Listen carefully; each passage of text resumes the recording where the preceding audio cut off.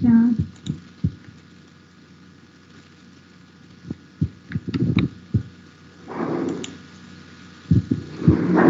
Para poder subir a la plataforma.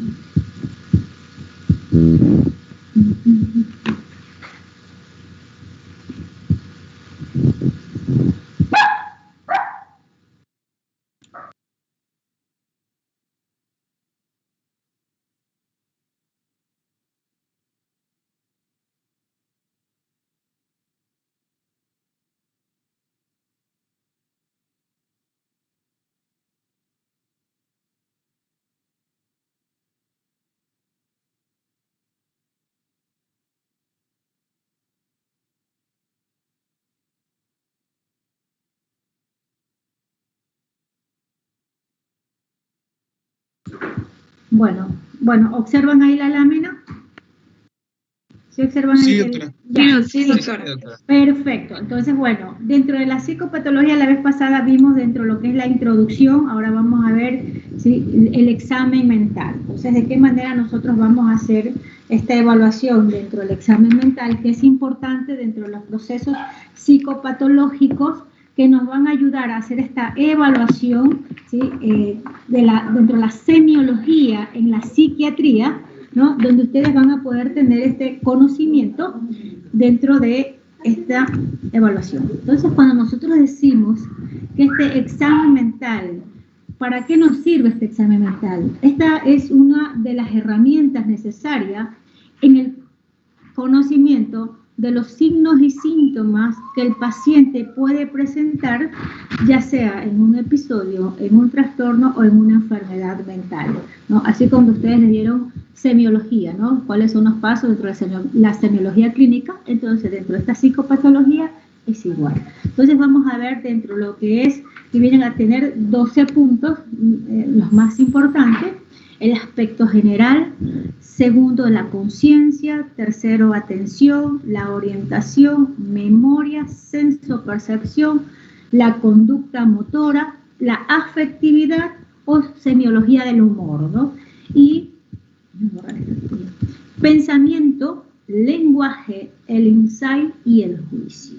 Entonces, cada uno de estos componentes es lo que nos va a ayudar a tener como les dije anterior, el reconocimiento, el conocimiento de los síntomas y signos específicos de la enfermedad, que nos va a permitir a llevar a un diagnóstico al inicio presuntivo y después va a ser preciso para que de esta manera uno pueda tener esta herramienta de iniciar un tratamiento, ¿sí? En la mejora o el pronóstico, saber de esta patología en el paciente en su tratamiento. Cuando hablamos del aspecto y de la actitud general, ¿no? Tenemos que observar el sexo. Actualmente nosotros podemos visualizar un paciente, si es hombre o mujer, pero muchas veces podemos también tener esta otra interpretación, ¿no? De cómo el paciente se pueda identificar, ¿verdad? Entonces, generalmente lo que nosotros pedimos, ¿no? Al paciente en el momento de la evaluación que nos diga cómo se llama, ¿no? Entonces, de esta manera podemos decir que el paciente se va a sentir en confort y que pueda ser abordable durante el proceso de la evaluación. La edad aparente y la edad biológica. Muchos pacientes pueden tener aparentemente, impresionan una edad más de la que tienen, ¿no? Y que, por ejemplo, dentro de lo que es en la psiquiatría infantil, ¿no? Tiene que ir acorde esta edad cronológica a la biológica, no, perdón, la aparente a la cronológica, porque así de esta manera vamos a tener un tratamiento acorde a esta edad. En el biotipo, ¿no? Observar la parte de la corporeidad, dentro del biotipo Kresner, el pícnico, el ectosómico, el atlético, el displásico. El estado nutricional, si este paciente está de bajo peso o tiene un sobrepeso u obesidad, ¿no? El estado de salud, si este paciente tiene alguna comorbilidad médica que está asociada, por ejemplo, puede ser que el paciente tenga una hipertensión arterial, tenga cáncer, tenga insuficiencia renal, insuficiencia cardíaca, entonces ver cómo está, o está completamente, ¿no?, sin ninguna enfermedad adyacente. El vestuario, que nos va a denotar a nosotros de cómo este paciente puede presentarse, que tiene que estar acorde al tiempo que se curse. Por ejemplo, un paciente que se presente a la consulta con abrigos, con medias, con bufanda, cuando hay una temperatura de 30 grados, por ejemplo, ¿no? O este paciente en este vestuario llega desaliñado, o sea, llega sucio, roto, ¿no?, sin zapatos, con zapatos, entonces la característica. Y evidentemente esto viene ligado dentro de la higiene personal, ¿no? Y esta es una de las cosas que en psiquiatría, dentro de la psicopatología, es importante y relevante poder anotar estas características de cómo se observa al paciente. La actitud general. La actitud que toma el paciente frente al entrevistador, familiares u otro, es decir, la observación. El paciente puede ser que esté tranquilo, ¿no?, que sea abordable y que esté justamente con esta interacción con la familia u otras personas, o si asiste voluntariamente o es traído a la fuerza, ¿no? Siempre nosotros le tenemos que preguntar si esa primera entrevista que tenemos va voluntariamente, ¿no?, o es obligado. Entonces, esto, una connotación importante en la historia clínica, como habíamos mencionado, no sé si ustedes o no, que la historia clínica es un documento legal, entonces tenemos que poner para evitar situaciones a futuro. Observar si este paciente es cooperador o diferente, ¿no?, o si está con esta conducta hostil, ¿no?, que amedranta, amenaza, o es evasivo, uno le pregunta cuántos años tiene y no te contesta, ¿no? Te contesta porque no quiere, ¿no?, no porque no puede, sino que porque no quiere. Puede tener una forma de que contesta sarcásticamente la actitud, o es dramático, ¿no?, o es servicial, no, preste, yo le ayudo, yo le muevo la silla, esto, ¿no?, o es jocoso, seductor, retraído, o que tiene una conducta, ¿no?, que presentaba como autista, ¿no? Es como este paciente que lo observamos, que muchas veces los familiares mismos le dicen es como que está en su mundo, ¿no?, que se siente dentro de eso, la tendencia al aislamiento. Entonces, fíjense ustedes de qué manera nosotros podemos observar un paciente en la actitud general. Conciencia. Cuando hablamos de la conciencia, decimos que estos pacientes, ¿no?, que vamos a evaluar, en la conciencia vamos a evaluar cómo el paciente, ¿no?, dentro de un fenómeno neuropsicológico donde participa el sistema reticular ascendente y la corteza cerebral, a través de la que el individuo se da cuenta de su propia existencia, de sus procesos mentales y de los estímulos internos y externos que le afectan. Es decir, que estos pacientes, ¿no?, por más que puedan tener una condición, una enfermedad grave, por ejemplo, la esquizofrenia, pero el paciente sí suele estar orientado a aulo y a lo psíquicamente, pero no tiene una conciencia de enfermedad, que ahí hablamos de otro tipo de contexto. Entonces este paciente suele saber de que cuando debutó con su enfermedad, por ejemplo, un paciente con trastorno de ansiedad o trastorno de pánico, donde la característica dice, bueno, debuté con esto, con ansiedad, tuve problemas que me dificultaron, ¿no?, porque estaba muy ansioso. Entonces tiene este nivel de conciencia. Entonces, cuando hablamos dentro de esta clasificación de los trastornos de la conciencia, decimos que estos trastornos pueden ser por una pérdida súbita y transitorio de la conciencia. Así, estos pueden ser por síncope, crisis epilépticas y conmoción. Y la pérdida gradual de la conciencia en la obnubilación, en la somnolencia, el estupor, el coma y muerte cerebral. Entonces, cuando hablamos justamente dentro de las alteraciones de la conciencia, decimos que es los grados de la claridad del campo de la conciencia donde el paciente va a tener una abolición total de lo que le está pasando, ¿no? Y que puede estar relacionado al síncope, ¿no? Entonces, cuando hablamos de la diferencia, ¿qué es un síncope? Que es una causa de síncope y dentro de las crisis epilépticas.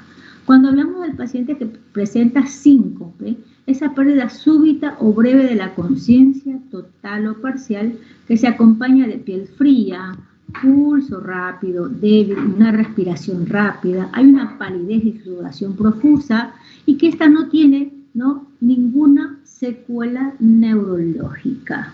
¿Sí? Es el paciente que generalmente suele llegar, ¿no?, donde el familiar dice, doctor, es que se desmayó. Estábamos hablando y de pronto se desmayó. Y duró algunos minutos, unos segundos, y de pronto abrió los ojos, se levantó y era como que no le había pasado nada, ¿no? Entonces esto puede ser un síncope. Causas de síncope puede ser debido a una hipotensión ortostática, ¿no?, una ingestión de sustancias. Puede ser, por ejemplo, un paciente que inicie un esquema de tratamiento, ¿no?, y que no comió, por ejemplo, y se tomó la medicación que le correspondía y de pronto pudo hacer una hipoglicemia en ese momento, ¿no?, y se perdió la conciencia. Trastornos del ritmo cardíaco, anemias, los pacientes con anorexia, la hipoglicemia que les mencioné, síndrome de hiperventilación y ataque de pánico. Cuando hablamos de esto del síndrome de hiperventilación, y esto suele ser frecuencia, ¿no?, en pacientes adolescentes, cuando llegan con este síncope, esa pérdida de la conciencia, y que dentro de todos los exámenes, las evaluaciones están dentro de lo normal, y que el paciente suele llegar repetitivamente, ¿no? Entonces hay que ver si el paciente se produce este síncope, y que sí lo hace. Entonces, para poder descartar que estamos hablando que tiene dentro de trastornos histriónicos, ¿no?, o puede ser de una forma manipulatoria, que está presentando el paciente. Crisis epiléptica. La mayoría de las crisis epilépticas se acompañan de pérdidas súbitas y recurrentes de la memoria. Generalmente los pacientes tienen este alto dentro del nivel de la conciencia, y que suele tener la conexión con la realidad no es inmediata, ¿no? Tienen esa sensación como de pérdida, desorientación, ¿ok? A diferencia cuando hablamos de las crisis de ausencia, ¿no?, que eso es otra cosa, pero en crisis de ausencia no va a haber estos síncopes, estas pérdidas de conciencia como tal, que el paciente se cae y que dura algunos minutos. Entonces, cuando hablamos de la disminución gradual de la conciencia, hablamos de la conmoción, del síndrome postconmocional y de la obnubilación. Cuando hablamos de la conmoción, es el estado clínico caracterizado por la pérdida súbita de la conciencia posterior a un traumatismo craneoencefálico sin existir fracturas ni secuelas neurológicas. Es decir, paciente que va en moto, por ejemplo, y de pronto tiene un impacto y se levanta, y en ese momento puede tener, ¿no?, esa desorientación, ¿sí? Síndrome postconmocional presenta síntomas psiquiátricos de tipo de cefalea, cansancio, mareos, irritabilidad, ansiedad, tristeza e hipocondría, ¿no? Entonces este postconmocional, después de ciertos procesos psicopatológicos, pueden tener estas características, ¿no?, donde el paciente tiene, ¿no?, podemos poner el ejemplo, el paciente tiene un problema, por ejemplo, ¿no?, y que este paciente empieza a tener estas conductas raras, extrañas, y menciona que se cayó o que tuvo una noticia que le impactó, que no pudo, ¿sí?, mantener esos niveles, ¿no?, dentro de lo que es la aceptación en el momento. ¿Okay? La obnubilación es el turbamiento leve, la fatigabilidad y el deterioro de la atención, el descenso de la reactividad ante los estímulos externos. El paciente aparentemente tiene una pérdida, pero no responde, ¿no? La somnolencia es la letargia o la hipersomnia y el deseo irresistible de dormirse, y este paciente tiende a dormirse durante la consulta, ¿no? Los pacientes con depresión pueden tener esta hipersomnia, o los adultos mayores en demencia pueden también presentar esta hipersomnia, es decir, donde se sienta, se cabecea, se duerme, se desconecta. Estupor, el paciente inconsciente, pero responde a los estímulos dolorosos. En el coma ya hay una pérdida completa de la conciencia, la sensibilidad y la motilidad. Cuando hablamos de la muerte cerebral, es decir, cuando este paciente con un electroencefalograma, el trazado va a ser isoeléctrico, es decir, hay ausencia de los potenciales de activación en de la corteza. Entonces, esto está ligado, ¿no?, dentro de lo psicopatológico y lo neurológico. En la disminución gradual de la conciencia, el delirium tiene una característica de una fluctuación de un grado a otro en un periodo de corto tiempo. Las causas más frecuentes son traumatismo craneoencefálico, enfermedad cerebrovascular, intoxicaciones, infecciones cerebrales y trastornos metabólicos. Cuando hablamos del delirio, ¿no?, como ustedes están viendo aquí, ¿no?, es la fluctuación de un grado a otro de periodo corto. Es decir, este paciente tiene una conexión de la realidad y de pronto se desorienta, está confuso y desorientado. Y las causas más frecuentes pueden deberse, por ejemplo, en estas intoxicaciones, en los trastornos metabólicos, en las descompensaciones hidroelectrolíticas, en la abstinencia alcohólica, ¿no?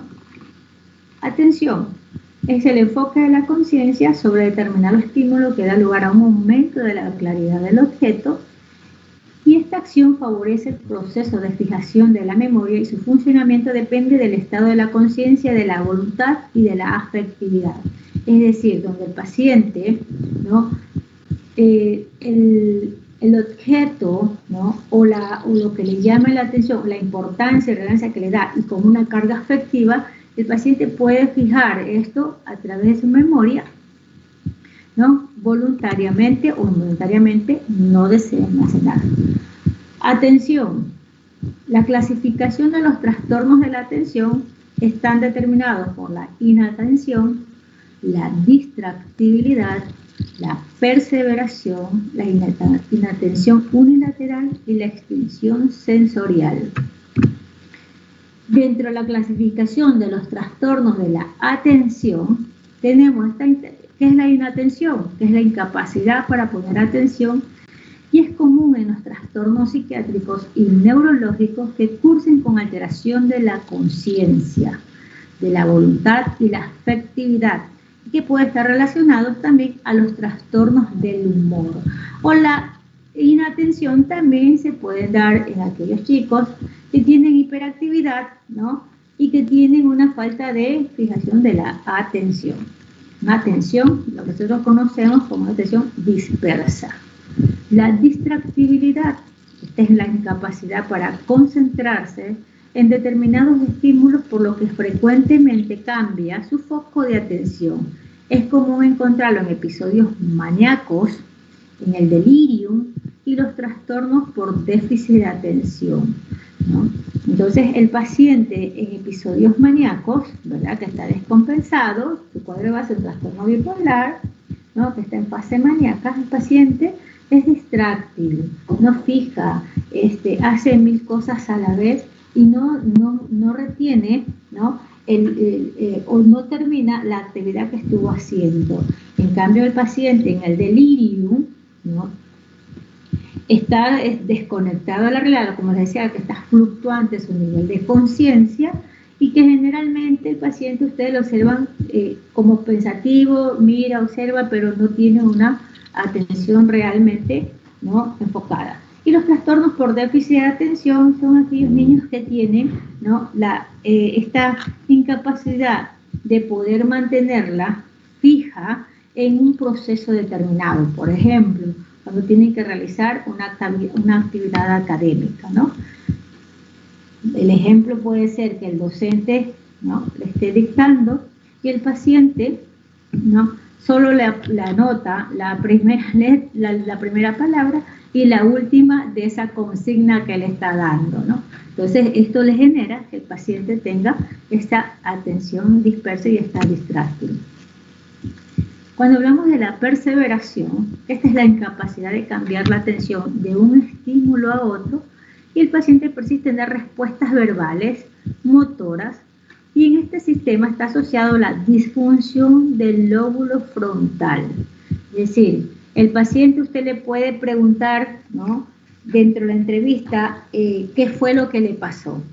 Y de pronto este paciente empieza a mencionarle, ¿no?, con otra respuesta y que no contesta la que usted le está realizando y persevera, ¿no? Entonces a eso se... Y tenemos que pensar que tenga alguna lesión a nivel de esta área cerebral. La inatención unilateral, hay una tendencia a ignorar a una parte del espacio externo y del espacio corporal, y esto se observa en la disfunción del lóbulo cerebral.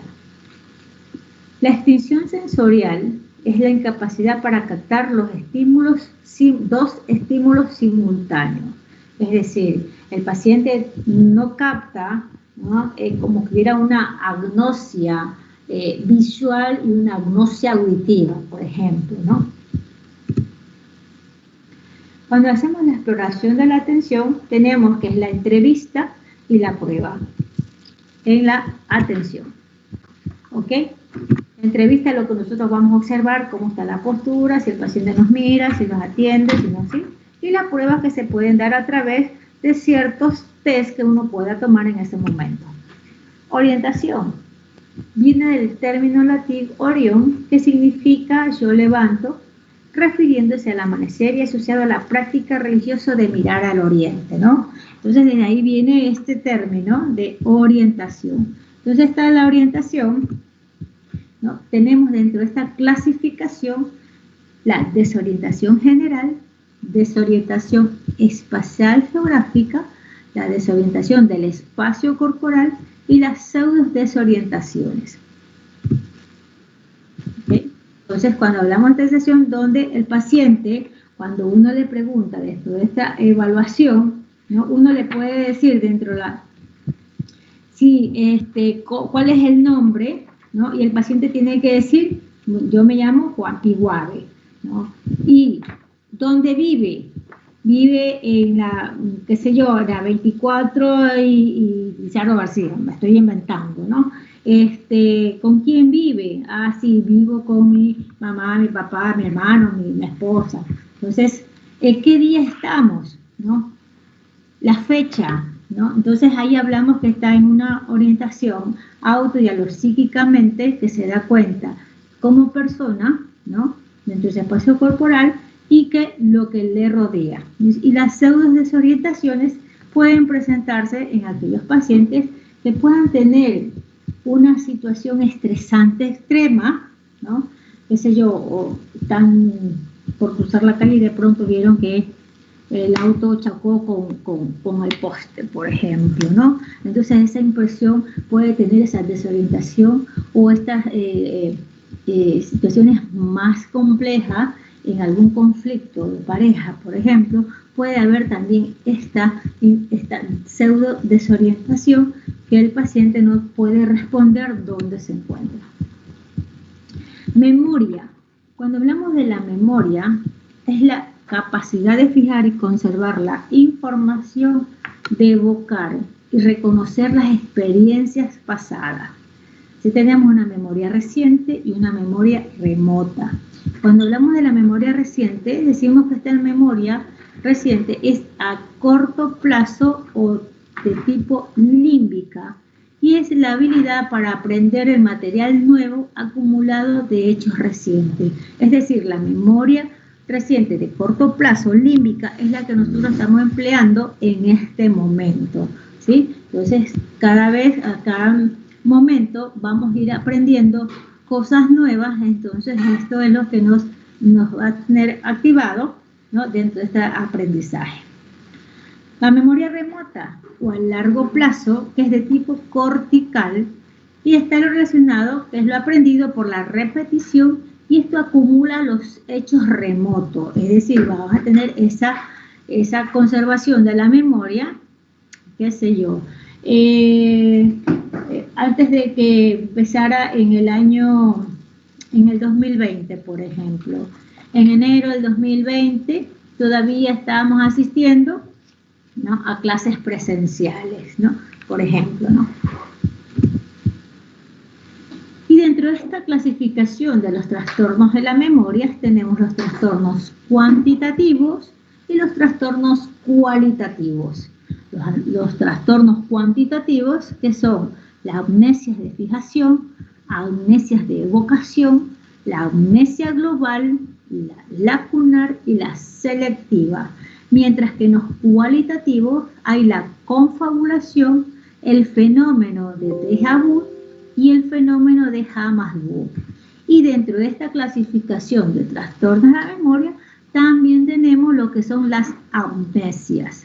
Que las amnesias son las incapacidades de recordar teniéndose la conciencia de que los hechos existieron y que no se han perdido. Es decir, que no tiene esa capacidad de poder evocar. Entonces, así hablamos que dentro de esta clasificación de las amnesias, tenemos que son de tipo, pueden ser de tipo orgánicas, psicógenas, de fijación y de evocación. Del tipo orgánica es cuando es secundaria a un daño estructural del cerebro o por interferencia de las funciones cerebrales. Puede estar relacionadas a esto, a drogas en una intoxicación, ¿no?, o conmoción cerebral, es decir, puede haber un impacto, hay un edema cerebral y que el paciente en ese momento no recuerda. Amnesia psicógena, cuando deriva de un conflicto psicológico, un impacto emocional. En este momento puede ser que reciba alguien, ¿no?, una mala noticia que no la esperaba y de pronto, ¿no?, se queda como que se desorienta, no sabe dónde está en ese momento, le parecen increíbles las cosas, o sea, se olvida del tiempo, no sabe a quién acudir, puede ser que la familia esté a los lados y no los reconozca, entonces tiene el contexto de tipo de un conflicto psicológico. Las amnesias de fijación, estas pueden ser, ¿sí?, que es la incapacidad para grabar nueva información, tener la capacidad de recordar hechos sucedidos a partir de eventos traumáticos.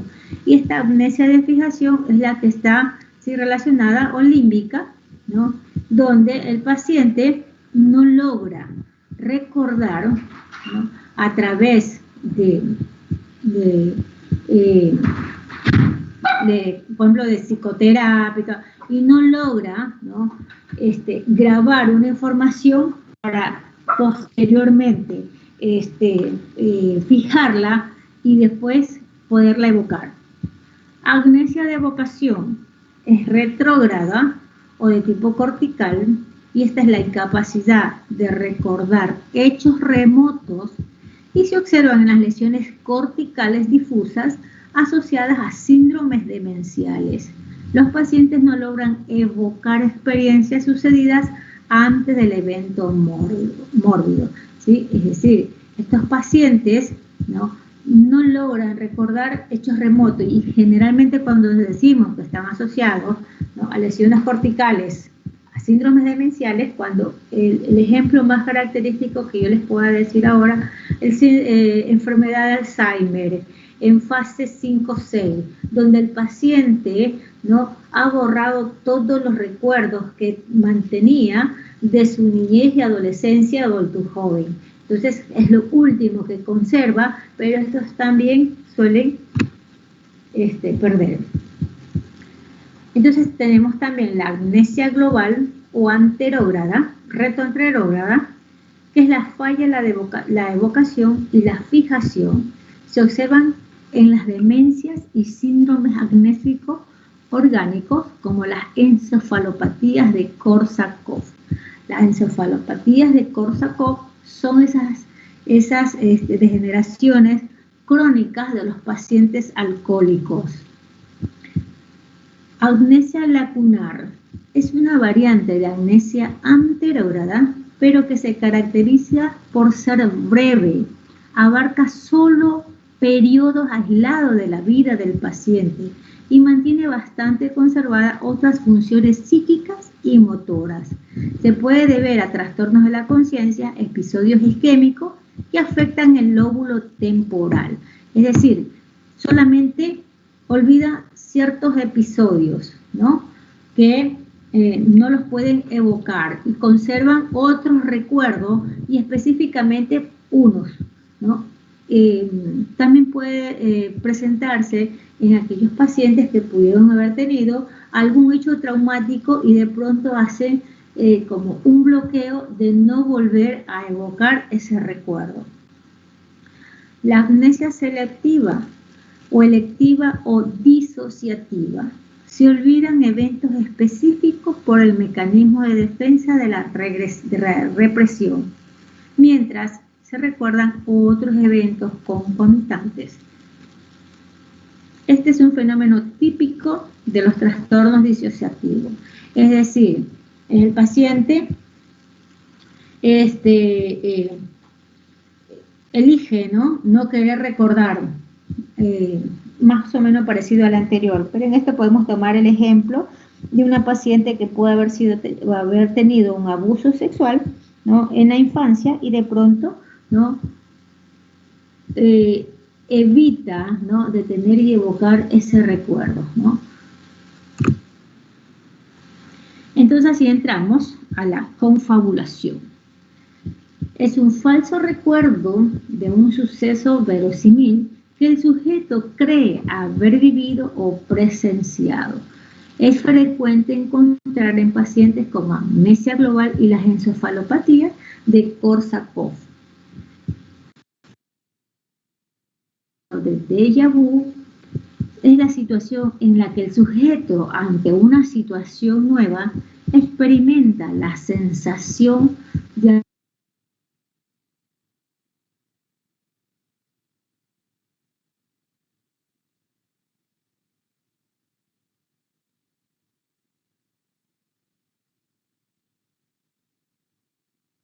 llamado, ¿no?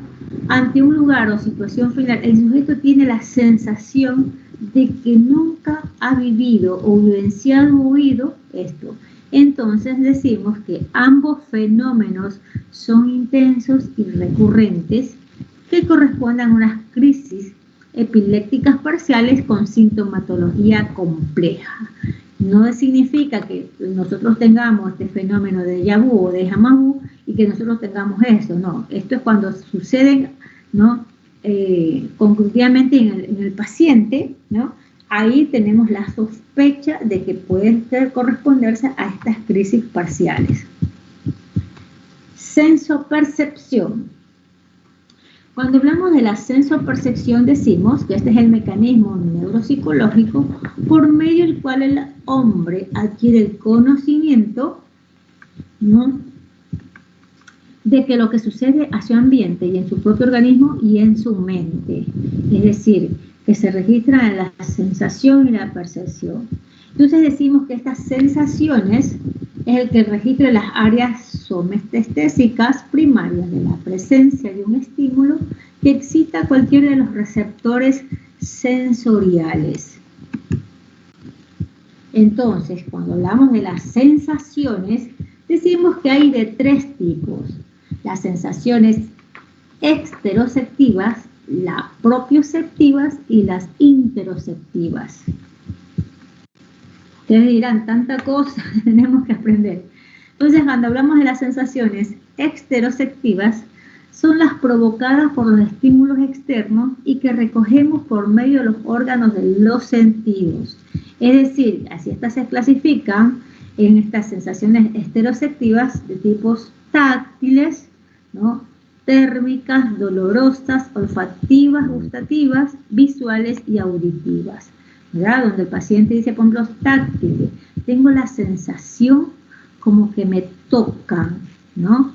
Me roza, me tocan. Térmica, ay, la sensación como que tuviera calor o como que se baja la temperatura, ¿no? Dolorosas, me duele, me hinca, me molesta. Olfativas y gustativas, que pueden estar en relación a la alteración del gusto y el olfato y que pueden estar relacionados a ciertas intoxicaciones o disfuncionales neuronales como la epilepsia, ¿no? O de forma ocupativa, ¿no?, por algún tumor.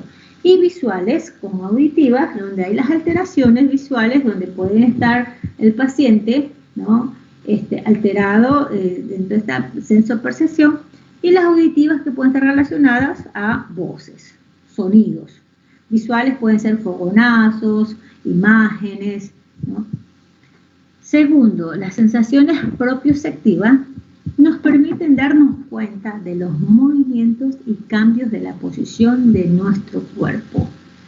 Así decimos que las impresiones que se producen se llaman sensaciones sinestésicas, ¿no? Esa sensación, bueno, ay, me siento un poco como cansada,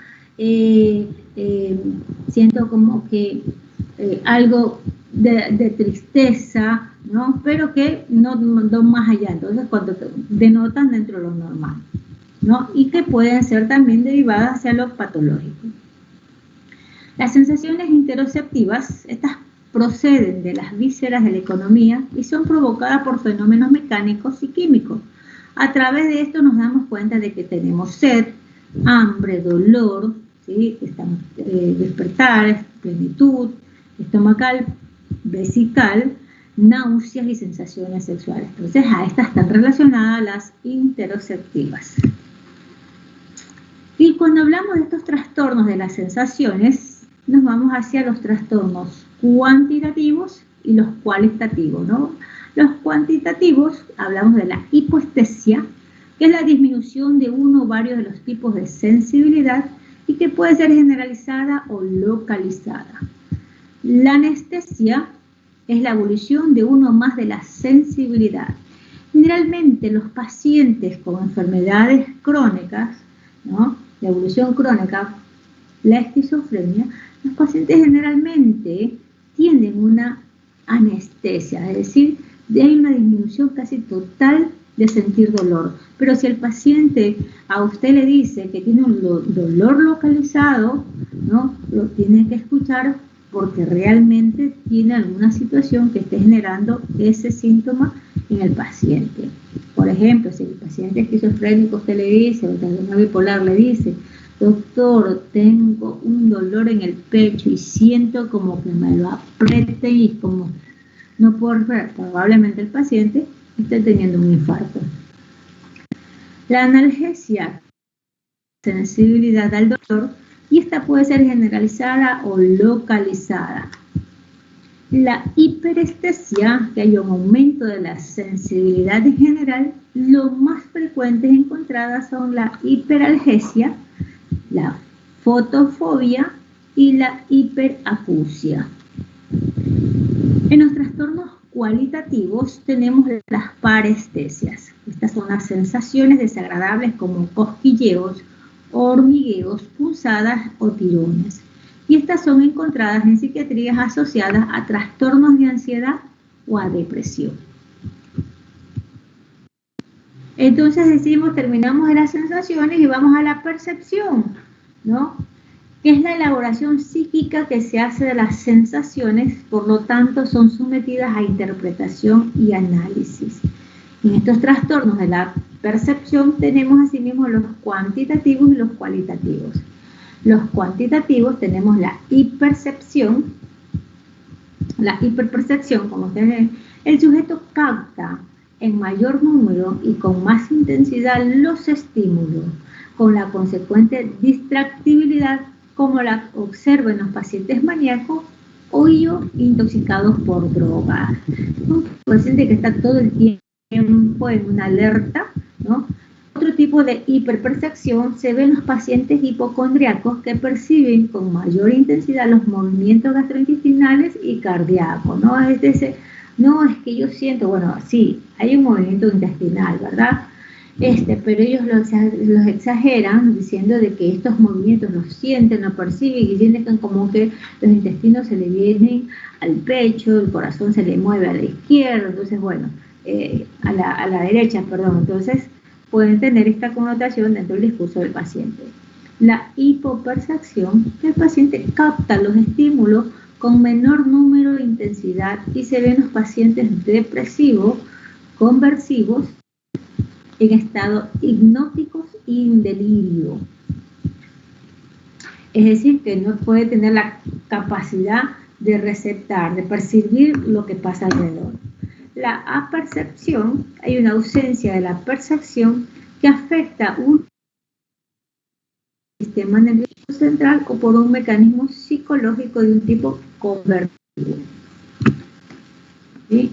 Y dentro de los trastornos cualitativos nos quedamos con la ilusión, que es la percepción distorsionada de un objeto, mientras que la alucinación es la percepción sin objeto. En la ilusión el paciente deforma el estímulo real, mientras que en la alucinación él percibe, es decir, nosotros podemos decir lo inventa, ¿no? Pero forma parte de la alteración. Percibe un objeto que no existe y está seguro de que su percepción es correcta, es decir, lo menciona como una convicción. Se clasifican en auditivas, táctiles, visuales, gustativas, olfativas, sinestésicas y ígnicas. Aquí la una es sinestésica y la otra es senestésica. Las alucinaciones auditivas, que son las alucinaciones auditivas completas, el paciente las percibe de una forma clara, proviene de fuera de la cabeza del paciente, son varias voces que conversan entre sí y hablan del paciente en tercera persona, y estas son típicas de la esquizofrenia. Las alucinaciones auditivas incompletas faltan algunas de las características anteriores y se presentan en cualquier psicosis. Es decir, si hablamos de una psicosis que puede estar generada por alguna descompensación de tipo clínico, metabólico, tóxica, las alucinaciones auditivas elementales o primitivas, el paciente no oye voces humanas, sino ruidos, pasos, cadenas, es decir, ruidos que los asocia, ¿no?, a todo esto que manifiesta tener, ¿no?, dentro de su alteración. Y se observan en pacientes con psicosis como parte de las crisis epilépticas parciales, ¿no? Ahí son como más características. Y muchas veces el paciente epiléptico, uno lo puede decir que son como auras, ¿no? El paciente dice, doctora, es que yo siento que me va a dar una crisis porque siento la sensación como de un hormigueo que me da en la cara, por ejemplo, ¿no? O percibo el olor agradable y yo ya sé que me va a dar una crisis. Las alucinaciones visuales van desde simples escotomas hasta las escénicas, que son características de los síndromes cerebrales orgánicos. No es remoto encontrarlas en pacientes con psicosis y esquizofrénica.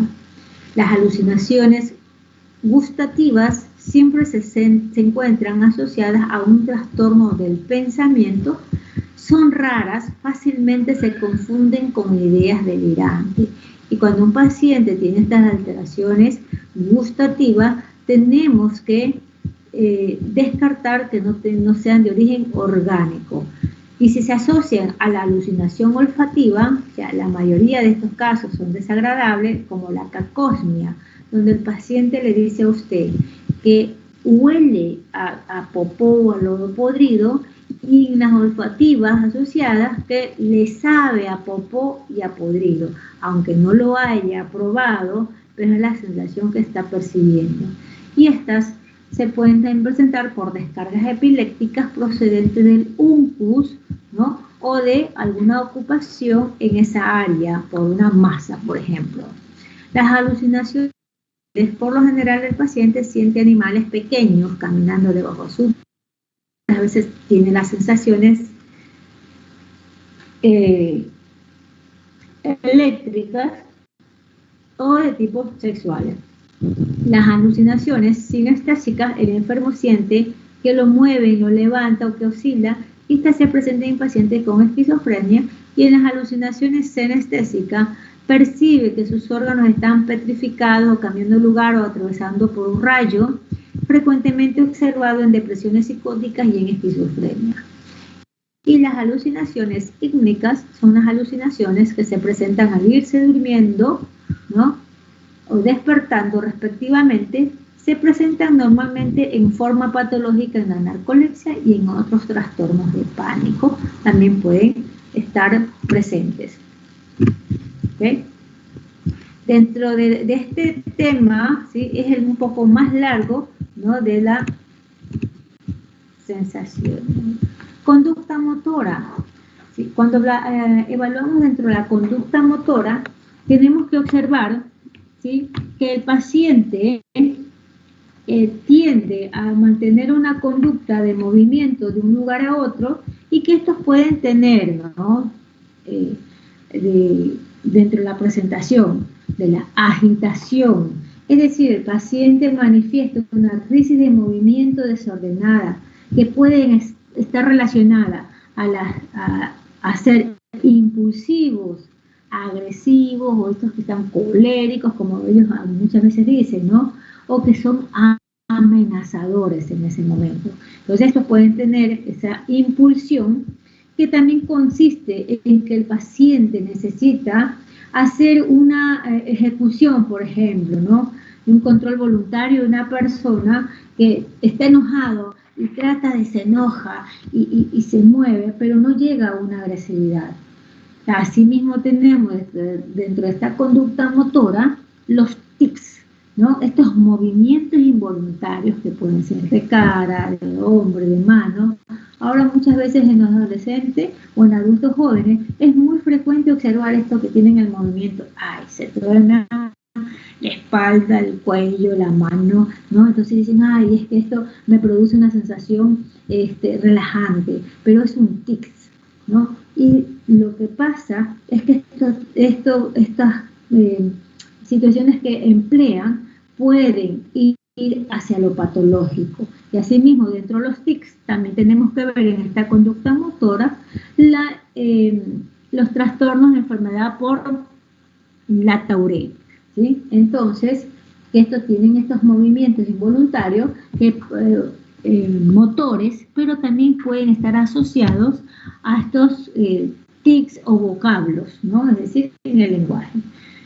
La conducta motora también tenemos que observarla en los pacientes con catatonía. Hoy aquí me iba pasando, ¿sí? No había pasado la lámina, chicos, estaba hablando nada más en general. ¿Ya? ¿Ok? ¿Sí me escuchan? Sí, doctor. Ya. Entonces, yo, bueno, para terminar esto, dentro de la catatonía es en aquel paciente que no tiene movimiento, es decir, el paciente ustedes lo sienten, le alza el brazo y el paciente se quedó ahí. Y esto puede ir de minutos a horas a días. Entonces, muchas veces en esta postura catatónica, ¿no? El paciente debe ser ingresado y asistido, ¿no? Porque debe hidratarse, hora de comer, porque ni siquiera come, ¿no? Entonces, bueno, estas conductas motoras también tenemos la agitación psicomotriz, que es el estado agudo de exaltación motora en que el paciente se mueve rápidamente, constantemente, puede gritar, golpear, o por otro potencial de violencia que convierte en una emergencia psiquiátrica. Y esto es lo frecuente que muchas veces llega a las emergencias. Cuando ustedes tengan esa oportunidad de que les llegue un paciente en esta situación, ustedes no deben decir, yo soy valiente, yo soy el médico, tengo un mandil y me tienen que respetar, ¿no? Ustedes tienen que ser muy cautos porque estos pacientes pueden lastimar, ¿no? Se pueden lastimar a sí mismos o lastimar a terceros. Y en esta agitación psicomotriz, sí, realmente es una emergencia psiquiátrica donde el paciente, muchas veces uno tiene que sedarlo e inmovilizarlo, es decir, tener una contención mecánica. Si ustedes observan que el paciente, cuando ustedes le lleguen, está así, está irritable, ¿no? Está impulsivo, pero no está agresivo, y de pronto el paciente se para y empieza a caminar con las manos en la cintura, ¿sí? De un lado o de los dos, eso se llama posición en jarra. Ustedes lo que tienen que hacer es tratar de alejarse del paciente y evitar situaciones porque el paciente puede estar listo, ¿no? Hacia una agresividad. Entonces ustedes tienen que tener cuidado, ¿no? Recuerden siempre posición en jarra.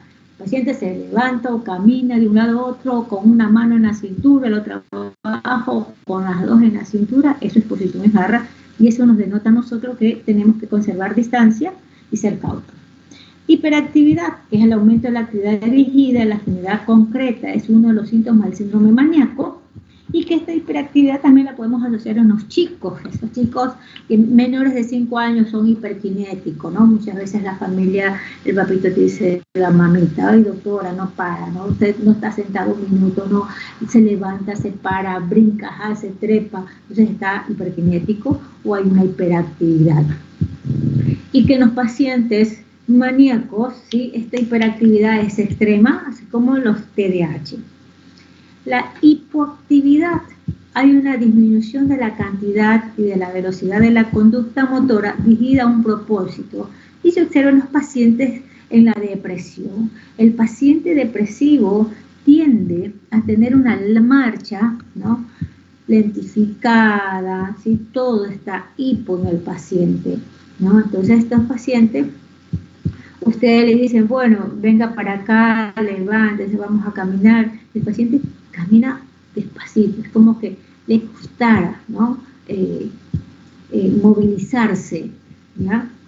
La inhibición psicomotora, que es la incapacidad de convertir un impulso de la voluntad en una acción, el ejemplo es un trastorno conversivo y en la parálisis del sueño, es decir, donde el paciente puede sentir la sensación, ¿no? De quererme mover, pero no podía, sentía todo lo que estaba alrededor, pero yo quería hablar, correr, pero como que los músculos se me paralizaron, ¿no? Y en los trastornos conversivos, igual, el paciente tiene una inmovilidad que por más que usted le haga las maniobras neurológicas para saber, es como que estuviera todo, ¿no? Positivo, y el paciente tiene esa inhibición, no se mueve, no siente nada.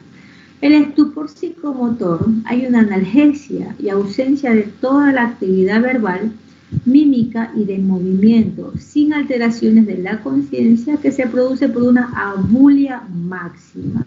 Es decir, el paciente no siente nada, lo puede usted estar pinchando, puede usted haciendo no hay una respuesta verbal, por más que usted lo estimule, ¿cómo te llamas? ¿Te duele esto? Mira, huele mal, sabe mal, o sea, no hay una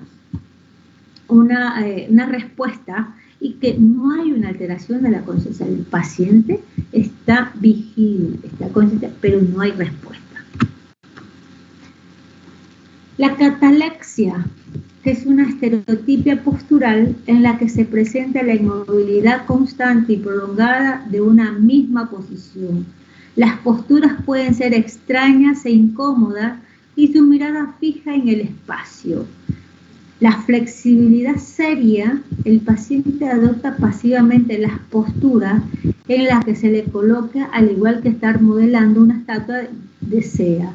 Y es un síntoma característico también de la catatonía. Y también podemos observarla, ¿no? En estos pacientes, por ejemplo, En la enfermedad de Parkinson, ¿no? Donde hay el signo de la rueda dentada, donde hay la posición y hay el retroceso o se queda ahí. El manierismo son movimientos estereotipados que consisten en actos y gestos sencillos e innecesarios que el paciente realiza en el curso de sus actividades.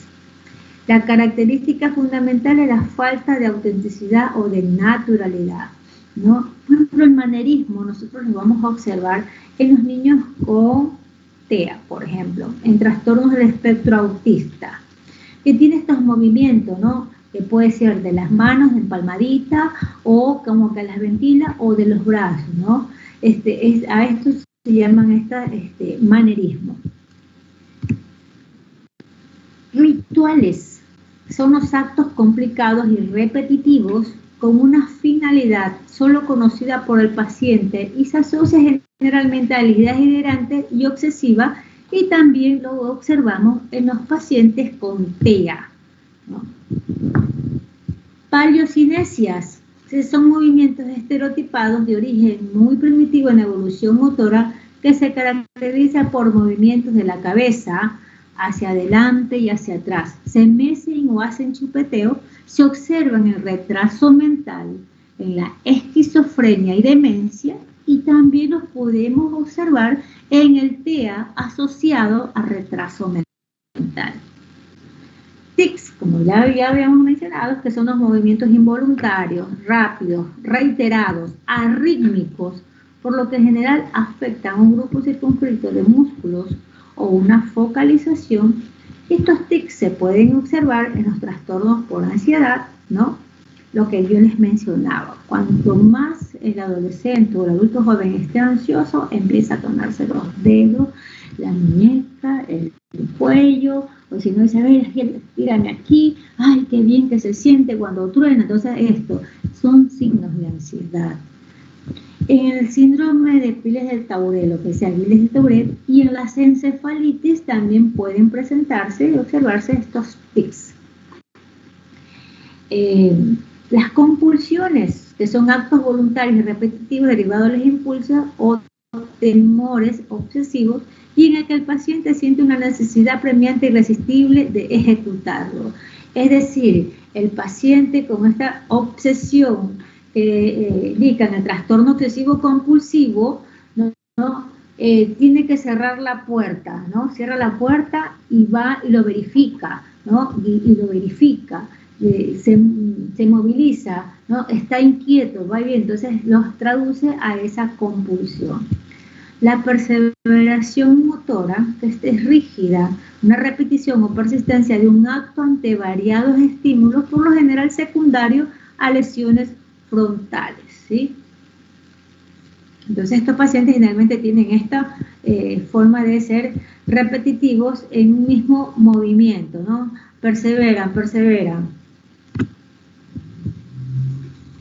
En ambivalencia motora, el trastorno en que el paciente ejecuta impulsos opuestos al propósito, es decir, me quiero ir allá, pero no, mejor acá, entonces hace lo contrario, por eso es la ambivalencia, ¿no? Lo repite y lo hace y no lo hace. Obediencia automática, en la ejecución automática de las órdenes, aún exponiendo su propia seguridad física. Ecopraxia y ecolalia. Hay una repetición de movimientos y de palabras que se ejecutan frente al paciente respectivamente, ¿no? Y esto está ligado también a que el paciente pueda presentarlo en, el que se me ocurre ahora, un TEA, ¿no? Negativismo, renuncia o resistencia inmotivada a realizar una acción. El mutismo puede ser el ejemplo del negativismo, ¿no? Le pedimos al paciente, se ve que acuéstese, ¿no? Y el paciente se niega, ¿no? O camine para acá, se niega a hacer una resistencia que no se mueve, ¿no? O se acuesta en el piso, o está en una posición que no dice, a mí nadie me mueve, ¿no? Entonces esto está asociado a esa conducta motora negativista. La ataxia o afasia es una ataxia de tipo conversivo en la que el paciente es incapaz de estar de pie o de caminar sin tener déficit motor y todos los movimientos de piernas pueden ser ejecutados normalmente mientras esté acostado o sentado, y esto se asocia a los trastornos conversivos, ¿no? Esto uno le dice, bueno, sí, a ver, levante la pierna, después de acá, y usted observa que las funciones, ¿no?, neurológicas, motoras están conservadas, simplemente en un momento dado es que no quiere colaborar, ¿no? Entonces, los trastornos motores neurológicos frecuentes en psiquiatría, tenemos los temblores, que son movimientos rítmicos y alternos de una o varias articulaciones que resultan de la contracción de grupos musculares opuestos. Entonces, asimismo tenemos que tener los temblores, ¿sí?, intencionales, estáticos o de reposo, y pueden ser de origen familiar, senil, metabólico, tóxico, degenerativo y por ansiedad, y que pueden ser parte del síndrome parkinsoniano, también secundario al uso de antipsicótico, el síndrome parkinsónico, ¿sí? Es decir, cuando se utiliza altas dosis de un antipsicótico, y el más predictivo en presentar esto tenemos el haloperidol, donde el paciente va a tener estos temblores como que realmente representadas fueran como un Parkinson, ¿no? Pero es un parkinsonismo. Temblores intencionales, intercionales, que aparecen en actividad y desaparecen en reposo, de origen cerebeloso. Y los temblores posturales, que ocurren durante el mantenimiento de una postura intencional secundaria a lesiones de la vía cerebelosa eferente. Entonces, como ustedes se darán cuenta, ¿no?, que dentro de la psicopatología motora hay mucho que dentro de la neurología. Entonces, estos trastornos, tenemos las fasciculaciones, que son las contracciones de una parte de los músculos debido a una descarga de la neurona motora inferior, miclonías, las contracciones de uno o varios músculos que generalmente no producen movimiento de las articulaciones, ¿no? Simplemente es el movimiento rítmico que ustedes van a observar en el paciente. Movimientos coreicos son movimientos o saltos irregulares sin finalidad, constantemente variables, afectando a los miembros de tronco y cara, ¿no? Las distonías, que son contracciones musculares sostenidas que frecuentemente causan flexión y movimientos repetitivos o posturas anormales. Discinesias, que son los movimientos involuntarios, repetitivos, estereotipados y bizarros de la boca, lengua, maxilares y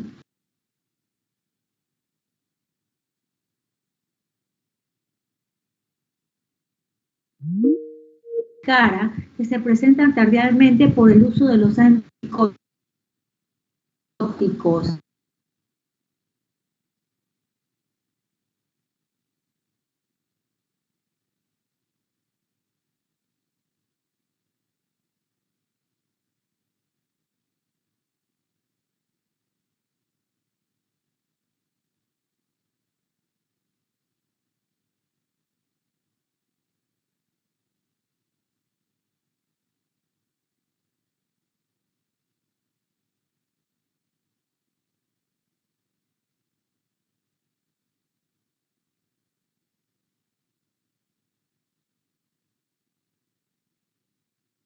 A los antipsicóticos, ¿okay?, como el haloperidol, la risperidona, ¿no?, y otros antipsicóticos que no tienen esta carga, por eso que se utiliza para evitar esta complicación en el paciente. La acaticia, que es la inquietud o desasiego que el paciente localiza en sus músculos y que les impide mantenerse quieto.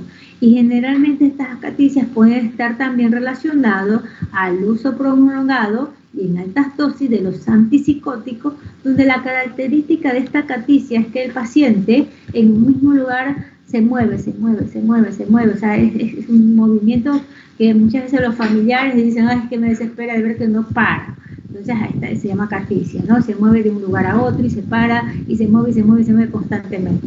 Convulsiones, que son las contracciones involuntarias de tipo tónico-clónicas que afectan parcial o totalmente los músculos del cuerpo. Entonces, como ustedes verán, ¿sí? Un motor es bastante extenso. Tenemos la afectividad, que es el teclado sensible de la experiencia, ¿no? Es decir, el afecto, ¿no? El estado de ánimo. Y así se reconocen 4 niveles: sentimientos, emoción, afecto y humor. El sentimiento, que es la reacción psíquica de la tonalidad agradable o desagradable motivada interna y externamente, que se acompaña de cambios fisiológicos evidentes. Hablamos de emoción, que es una reacción fisiológica que acompaña un sentimiento, el amor, cólera y miedo, vinculados a las actividades de alimentación, sexualidad, lucha y huida, y se consideran emociones primarias. El afecto es cuando un sentimiento adquiere una intensidad tal que la excitación y sus fenómenos somáticos concomitantes que se hacen subjetivamente perceptibles. Y como ejemplo aquí en esto del afecto, a la diferencia del sentimiento, ¿no? Que en los afectos tenemos la representación de la alegría, la tristeza, la ansiedad, la irritabilidad y el miedo. Y mientras que cuando hablamos de humor netamente decimos que es el humor o es la timia o el estado de ánimo, ¿no? Muchas veces ustedes pueden leer en una historia clínica psiquiátrica, el paciente se encuentra con distimia displacentera, está eutímico, ¿no? Afectividad plana, es decir, tenemos este contexto dentro del humor. Entonces decimos que es todo afecto sostenido, constante y de bastante duración. Ejemplo, tenemos un humor depresivo, un humor eufórico. Entonces, dentro de estos trastornos de la afectividad tenemos trastornos cuantitativos. Tenemos acá la euforia, lo que nosotros conocemos dentro de la alegría patológica. Es una sensación y expresión de bienestar excesivo sin haber una causa aparente o justificada. Uno de los ejemplos aquí que nosotros podemos poner dentro de alegría patológica, ¿cuáles podrían ser? A ver, es muy característico. Les voy a poner un tips. Una película. A ver. El Guasón.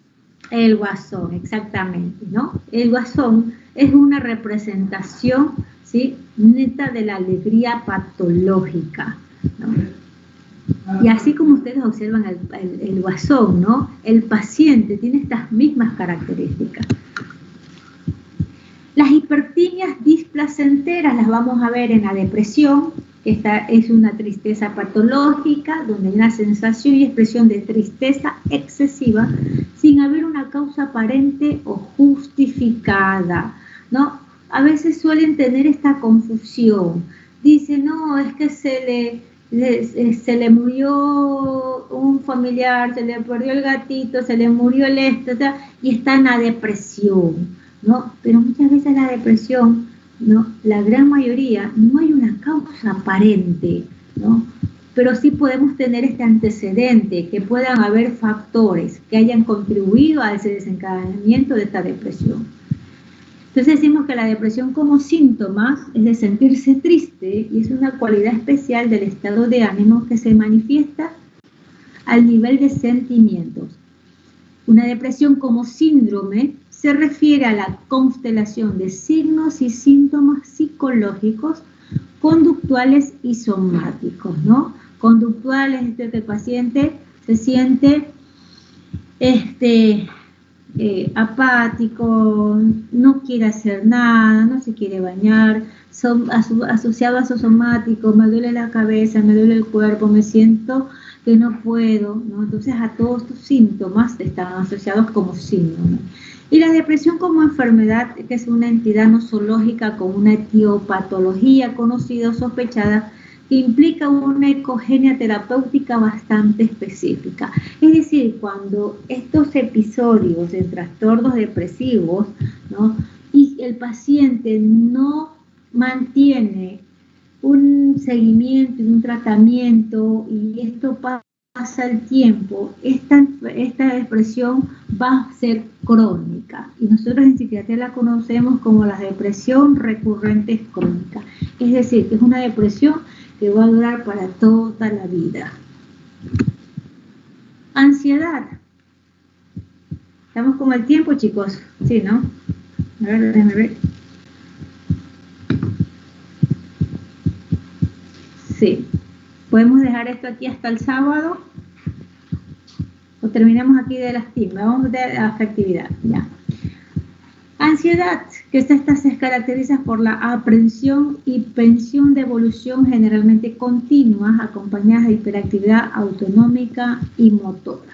Cuando nosotros tenemos alguna preocupación, ¿no? Sentimos esta necesidad, estamos un poco inquietos, me paro, me levanto, me peino, me mojo la cara, me sobo, me voy a tomar agua, o sea, estoy en una hiperactividad. Y que inconscientemente, ¿sí? Conscientemente tenemos todo esto, automática. Angustia o pánico se manifiesta por ataques o crisis de miedo intenso o hiperactividad autonómica que se acompaña de miedo a morirse, a enloquecerse y perder el control.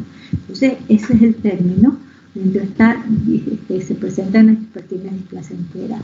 La irritabilidad, que es un trastorno sujeto, presenta un estado de atención y tensión exaltados, observándoseles descontentos, malhumorados y muy propensos a la agresividad. Entonces, por eso ustedes cuando tengan un paciente que está irritable, ¿no? Ustedes se proyectan que el paciente puede pasar fácilmente hacia la agresividad.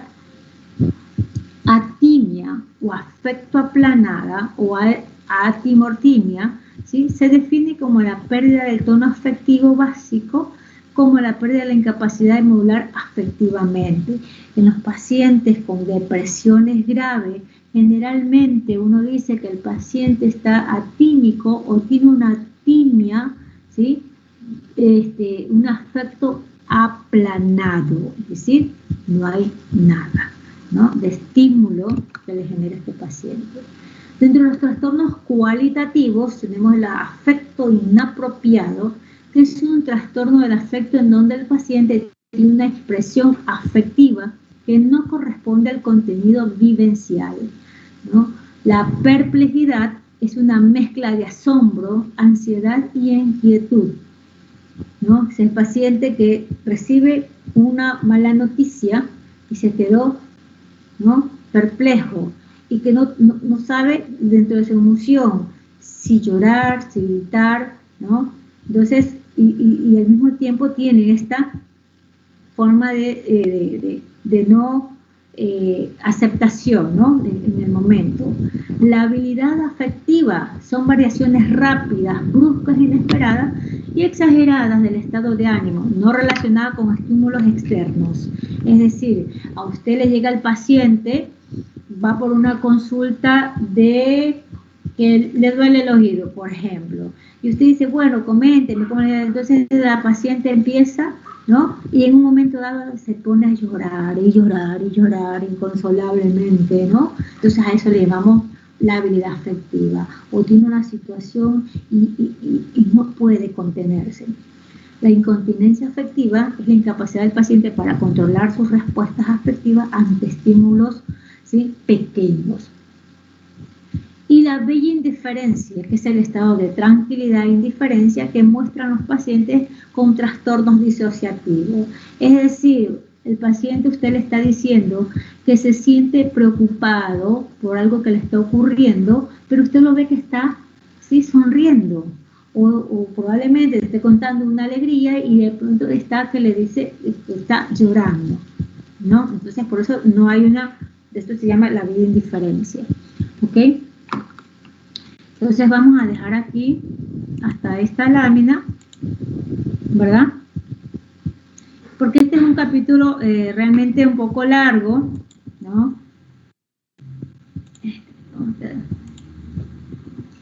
Que tiene que ver justamente con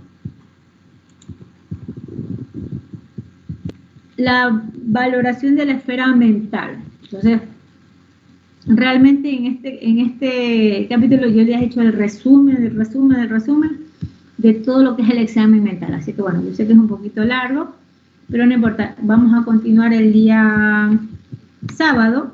Sábado, sí, doctora. Sí, el sábado lo vamos a hacer un poquito porque nos quedamos en esta, son 48 laminitas, es decir, 8 laminitas, entonces empezamos en punto, porque ya 8 de la mañana ustedes ya están en pie súper despiertos, en punto para aprovechar el tiempo, terminar esto y damos dentro de la psicopatología netamente de la sensopercepción. ¿Ok? Listo, doctora, muchas gracias. Listo.